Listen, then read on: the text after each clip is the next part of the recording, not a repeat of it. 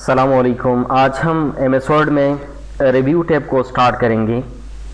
Review tab में हमारे पास first option जो है वो स्पेलिंग एंड ग्रामर है। यहाँ से हम क्या कर सकते हैं, अगर फॉर एग्जांपल हमारे पास डॉक्यूमेंट में ग्रामेटिकल एंड स्पेलिंग मिस्टेक हो तो हम वो यहाँ से करेक्ट कर सकते हैं। कैसे करेंगे, आप इस ऑप्शन पे क्लिक करेंगे तो देखिए आप यहाँ पे देख सकते हैं आपके पास जितनी भी यानी मिस्टेक्स है वो यहाँ पे हाईलाइटेड हैं। आप रेड लाइन देख सकते हैं, ये हमारे पास स्पेलिंग मिस्टेक शो करता है। तो लेट सपोज आप यहाँ पे देख सकते हैं कि यहाँ पे जो स्पेलिंग है प्रोवाइड्स का वो गलत है, यानी इसमें W है। तो आपको यहाँ पे जो सही स्पेलिंग है वो सजेस्ट किया जा रहा है। तो आपने क्या करना है, अगर आपने चेंज करना है इसको तो आप इस चेंज वाला ऑप्शन पे क्लिक करेंगे, ऑटोमेटिकली आपका जो वर्ड है वो ठीक हो जाएगा।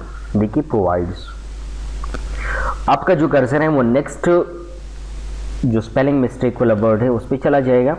आप यहाँ पे मैक देख सकते हैं। देखिए इसकी जो हमारे पास जो सही स्पेलिंग्स है, जिसकी मीनिंग्स है हमारे पास, वो यहाँ पे आपके पास सजेस्ट किए जाएंगे, यानी इसके रिलेटेड आपको सजेस्ट किए जाते हैं।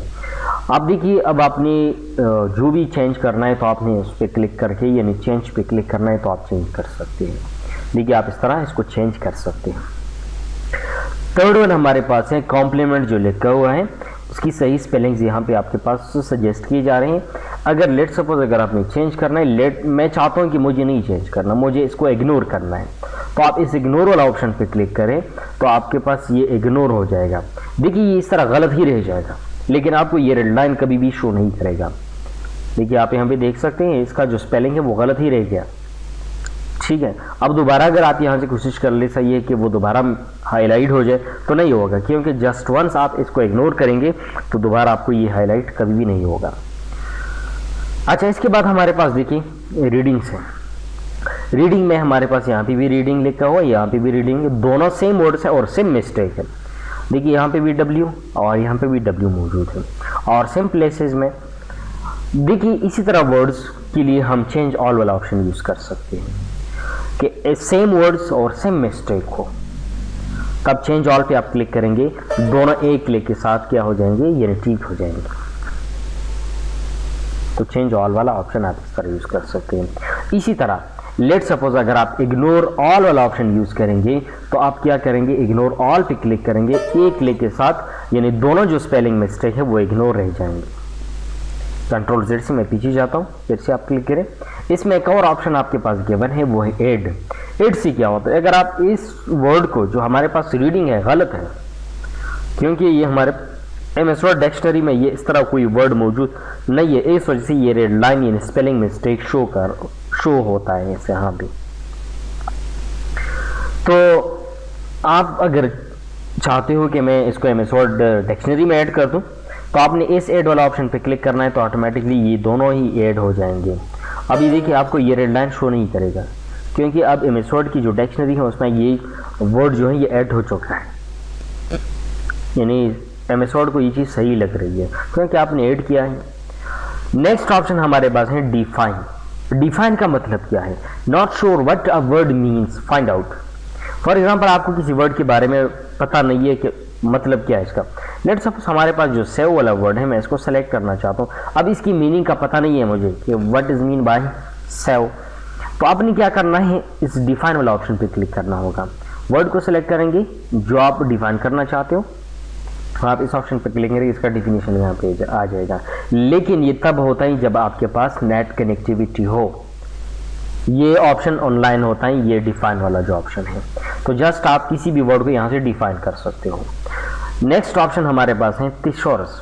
थिसॉरस किस चीज़ के लिए हम यूज़ करते हैं, ये हमारे पास जो होते हैं फॉर एग्जांपल इस तरह कुछ वर्ड्स हो, जिस तरह सेव है हमारे पास, अगर आप इस वर्ड को सेलेक्ट करेंगे, थिसॉरस पे क्लिक करेंगे, इसकी जो सिमिलर वर्ड्स हैं यानी जिसको हम उर्दू में अल्फाज मुतरादिफ कहते हैं, वो वर्ड जिनकी मीनिंग सेम हो, तो वो यहाँ से हम फाइंड आउट कर सकते हैं। जिस तरह हमारे पास सिनोनिम्स होते हैं वो हम यहाँ से कर सकते हैं। अगर आप यहाँ पे कोई वर्ड अपनी तरफ से यानी टाइप कर दे, लेट सपोज फूल है, एंटर प्रेस करें, ये ऑफलाइन होता है ये ऑप्शन, तो फ़ोन को हम टेलीफोन भी कह सकते हैं, हैंडसेट, रिसीवर, हैंडसेट, मोबाइल वगैरह, ये टच फ़ोन, ये सब कुछ हम कह सकते हैं, यानी ये इसकी सिनोनिम्स पॉइंट करता है।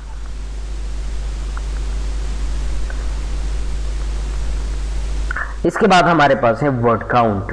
ये वर्ड काउंट हम किस चीज़ के लिए यूज़ करेंगे?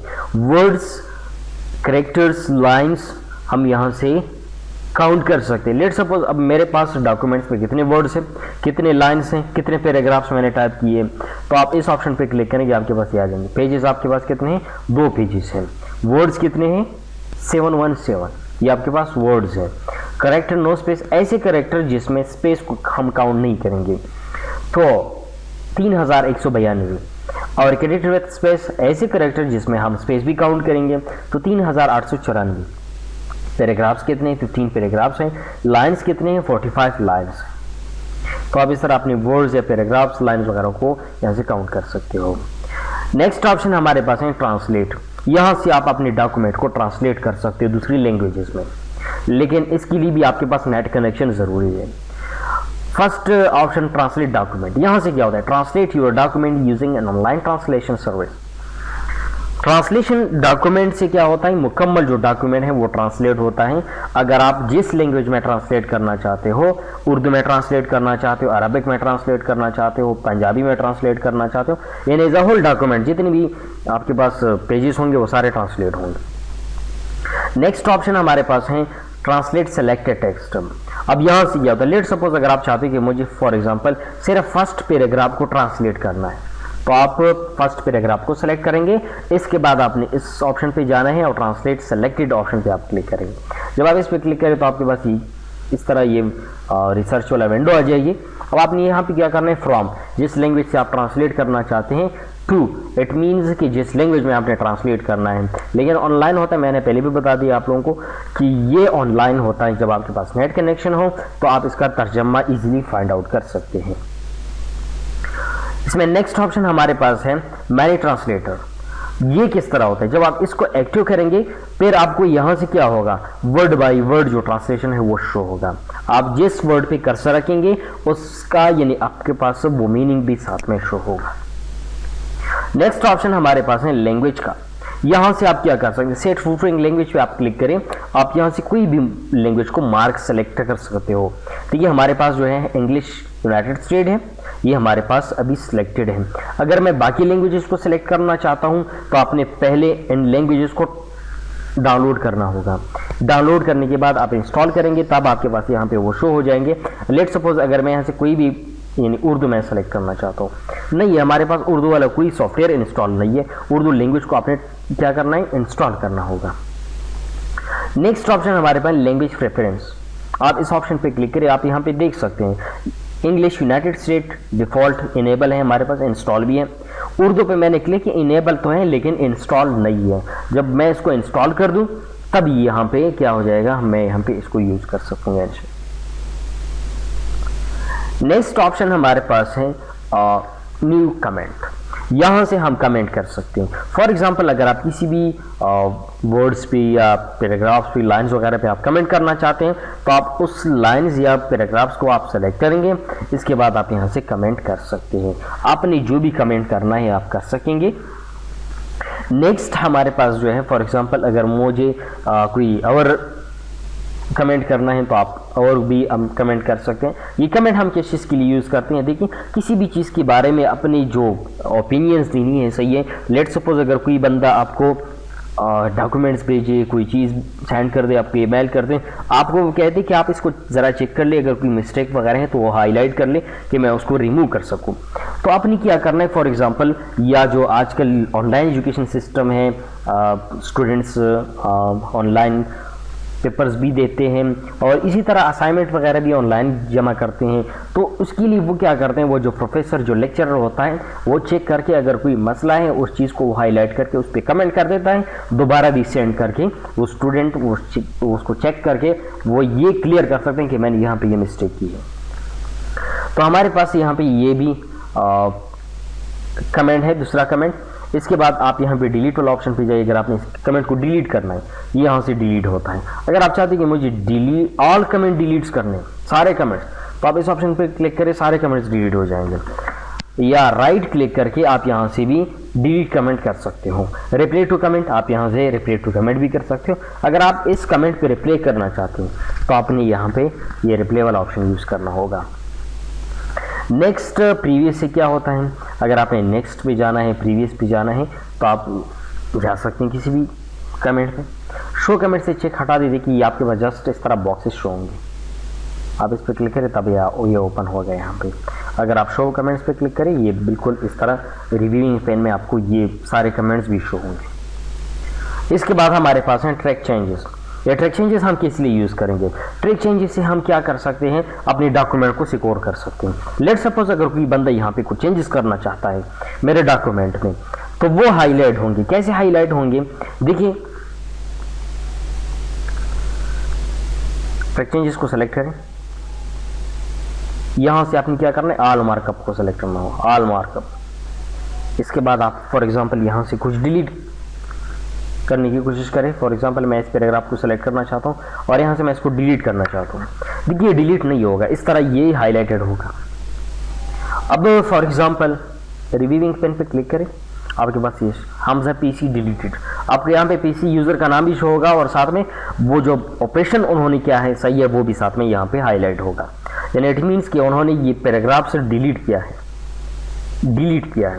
لیٹ سپوز اگر کوئی بندہ انسرشن کر لی, یہاں پہ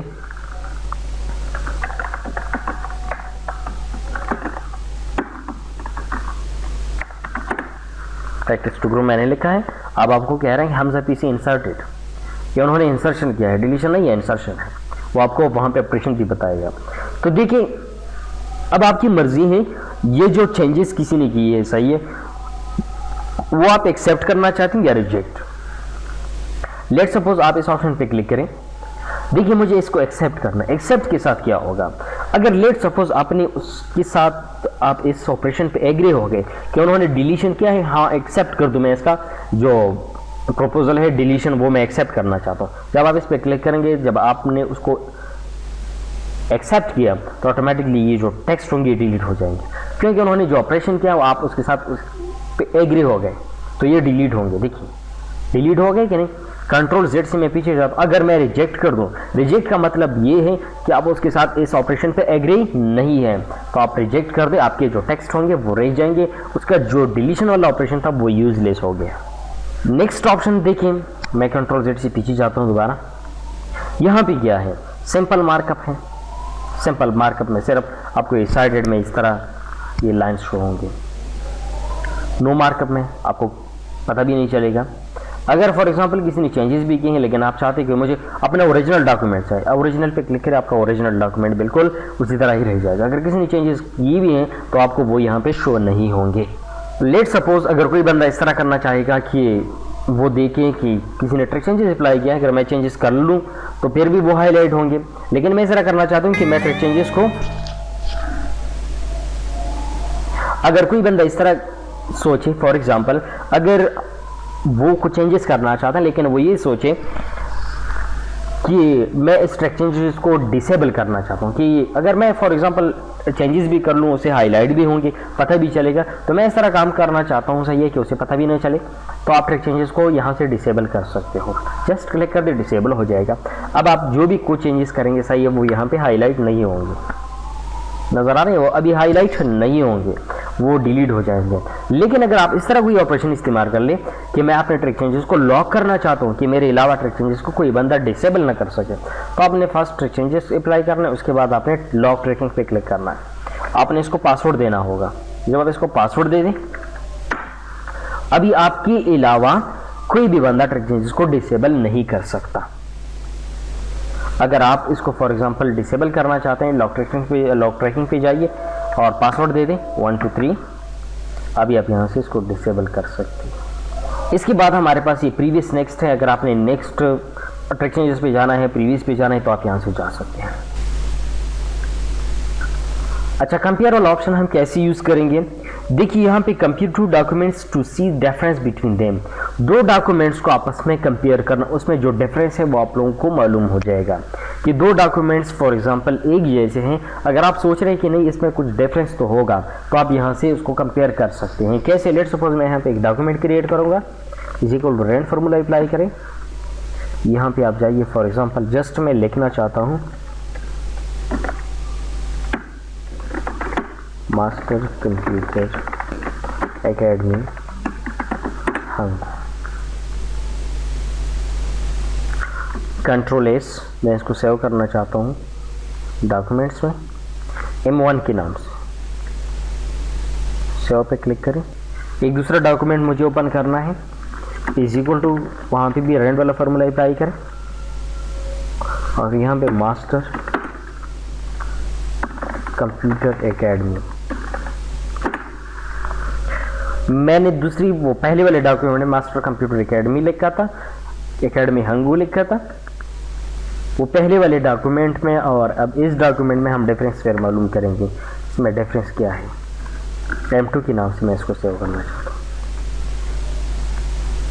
ابھی آپ نے کیا کرنا ہے، کمپیئر والا آپشن پہ کلک کرنا ہے، کمپیئر، اور آپ یہاں سے دیکھ سکتے ہیں اوریجنل ڈاکومنٹ آپ اوپن کریں M1 اور اس آپشن پہ کلک کریں، یہاں سے M2 والا ڈاکومنٹ اوپن کریں، اوکے کریں۔ دیکھیے آپ یہاں پہ دیکھ سکتے ہیں کہ اس میں جو ڈیفرنس ہے وہ یہاں پہ آپ کو ہائی لائٹ بھی ہے، اور یہاں پہ آپ دیکھ سکتے ہیں ریویونگ پین میں کہ باقی دونوں ڈاکومنٹ ایک جیسے ہیں لیکن صرف ایک ہی ورڈ کا ڈیفرنس ہے، وہ ہے ہنگو۔ دیکھیے صرف میں نے اس میں ماسٹر کمپیوٹر ہنگو لکھا ہے اور یہاں پہ ماسٹر کمپیوٹر اکیڈمی میں نے جسٹ لکھا ہے، تو ان دونوں میں جو ڈیفرنس ہے وہ صرف ہنگو ورڈ کا ہو گیا۔ کلیئر کی سمجھ میں آ گیا؟ تو اس طرح ہم کیا کر سکتے ہیں، اپنے ڈاکومنٹس کو کمپیئر کر سکتے ہیں۔ نیکسٹ ہمارے پاس جو آپشن ہے ریویو ٹیب میں وہ ہے ریسٹرکٹ ایڈیٹنگ۔ ریسٹرکٹ ایڈیٹنگ سے کیا ہوتا ہے، دیکھیے ایک ڈاکومنٹ ہم کنسیڈر کرتے ہیں، آپ اس آپشن پہ کلک کریں، فارمیٹنگ ریسٹرکشنس بھی چیک لگا دیں، ایڈیٹنگ ریسٹرکشنس بھی چیک لگا دیں کہ کوئی فارمیٹنگ بھی نہ کر سکے، ایڈیٹنگ بھی نہ کر سکے، ایکسیپشن یہ اور آپشنل ہے، ای ریون پہ بھی چیک لگا دیں، یہ اسٹارٹ انفورسنگ بھی چیک لگا دیں، اور یہاں پہ آپ پاسورڈ ٹائپ کر دیں، اوکے کر دیں۔ اوکے کرنے کے بعد اگر کوئی بندہ یہاں پہ کچھ چینجز کرنا چاہتے ہیں نہیں کر سکتا، آپ کے جو ٹیکسٹ ہے وہ لاک ہو چکا ہے، آپ کے جو ڈاکومنٹ ہے وہ لاک ہے، ابھی کسی کو یہ پرمیشن نہیں ہے کہ اس میں ایڈیٹنگ کر سکے، تو آپ اپنے ڈاکومنٹ کو اس کے ذریعے بھی محفوظ کر سکتے ہو، یعنی سیف رکھ سکتے ہیں۔ اگر آپ نے اس ریسٹرکٹ ایڈیٹنگ والا آپشن کو ڈسیبل کرنا ہے، ختم کرنا ہے، اسٹاپ پروٹیکشن پہ آپ نے کلک کرنا ہوگا اور یہاں پہ وہ پاسورڈ آپ انٹر کریں گے، اوکے کریں، اس کے بعد یہ پروٹیکشن ختم ہو جائے گا۔